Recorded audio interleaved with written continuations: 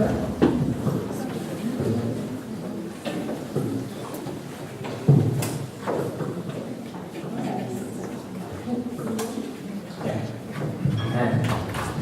Good evening, dear audience, and this is lingobeats.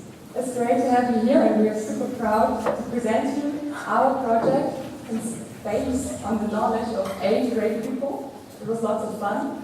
8 nations in 1 week.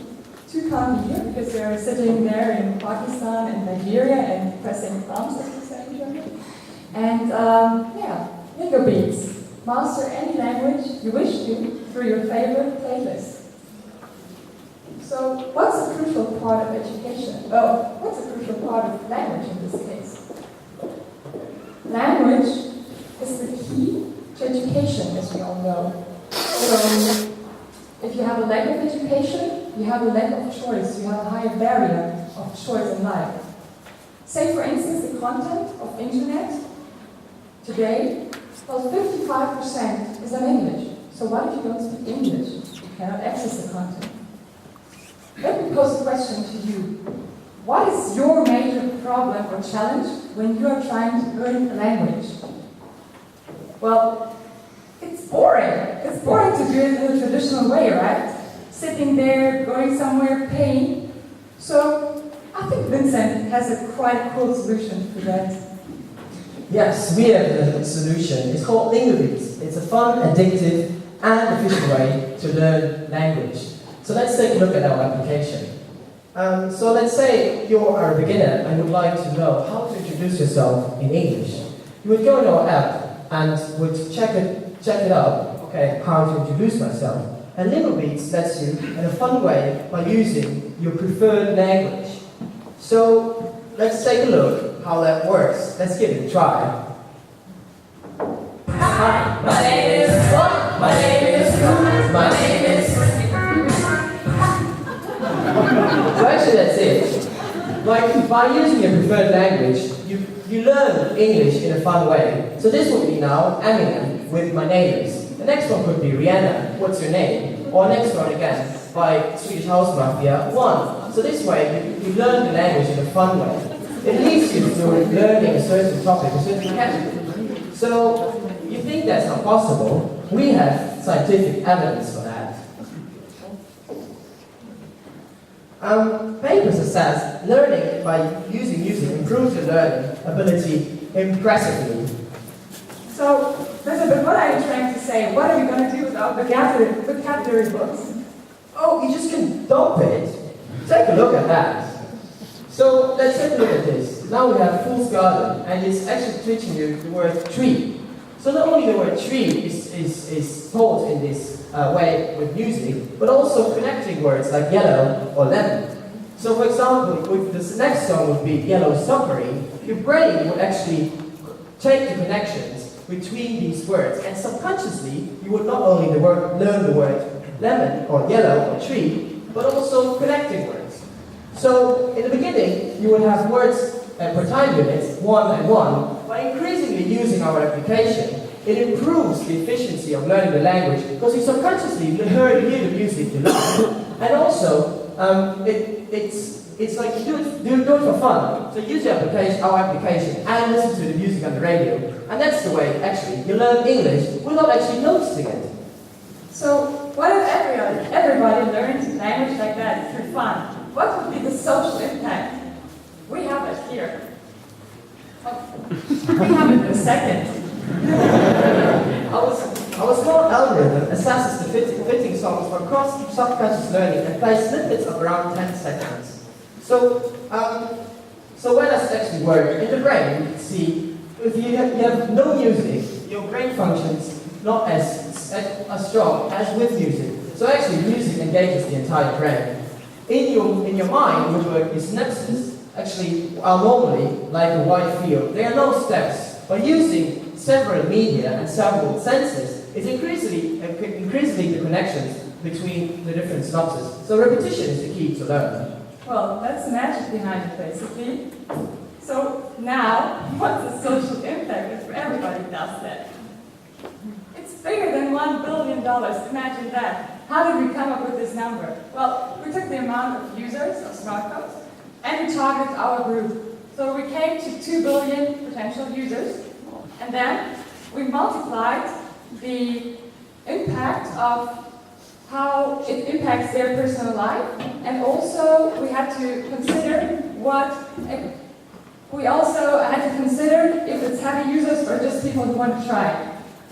But we need to have a strategy how we go to market. So we are thinking global. Global means we start in market we already know, which would be Germany, and we want to accelerate fast. So going through other OECD countries where there is not a high potential or percentage of originally speaking English people, and then we will go through the transitioning countries. We will eventually target also the developing countries and become global. So, who are our customers, right? We did a customer survey to find out who is actually affected by this social impact. It can be anyone from the age of the teenager up to the age of the generation of our parents. So, it can be also any level. It can be beginner level or intermediate. So, in this case, it can be the Michael, he's employed, he has sort of alright English, and he loves gaming. And that's why he will like our application, he will like lingobeats. Or someone who likes pop music will like our lingobeats as well.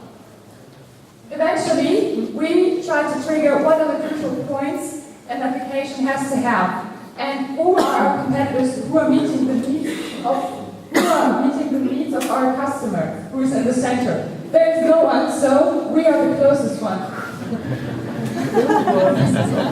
So how does your business model look?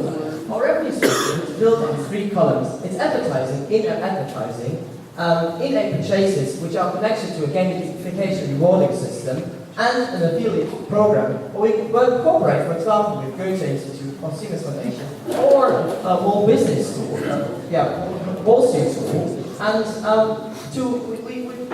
so we get actually some parts of the fee. In total, our gross profit would be around $38.5 per 100 customers. And with this, with the support of venture capital, social venture capitals, like social venture funds, we are able to scale fast, go global, and revolutionize education. Thank you very much.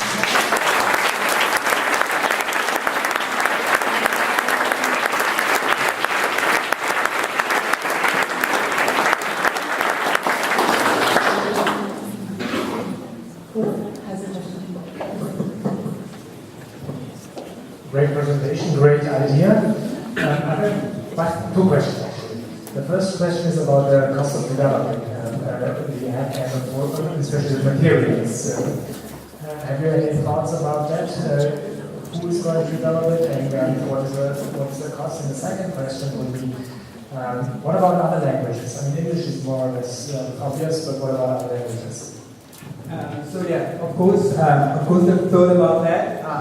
So developing that app for the App Store would be about 30,000 euros, and it's based on an algorithm. So it's not necessarily based on content creation. So it's that algorithm which automatically learns from the input our customers feed in, and by doing that, we ensure that it gets stronger, that it gets better, that it gets more accurate.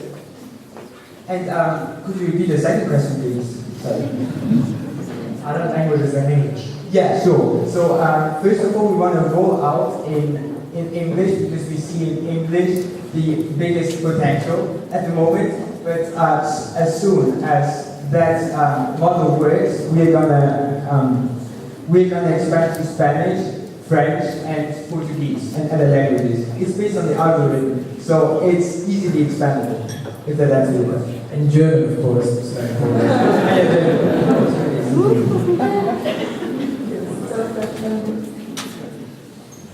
Would you foresee that there could be a problem with intellectual property rights when you're showing songs and they are owned by a record company or a record label? They would like to charge you for that or something like that? Yeah, of course I can understand that you see an intellectual property issue there. But it's actually not such a big issue as many people think, because we would only use a preview. So for example, if you go to Amazon or any other music platform, you can already play a preview for free. And by doing that, by not saving the track to the device, we can get around that. And essentially we are cooperating with the record label. So we have called Sony BMG 2 days ago, and they're really enthusiastic about our idea, and they own about 70% of the property rights on the music here in the radio, on the music we would actually target in our app.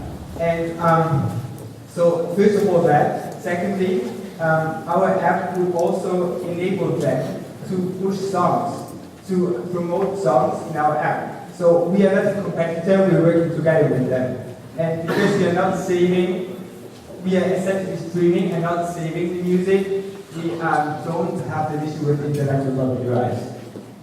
If that answers your question. Thank you.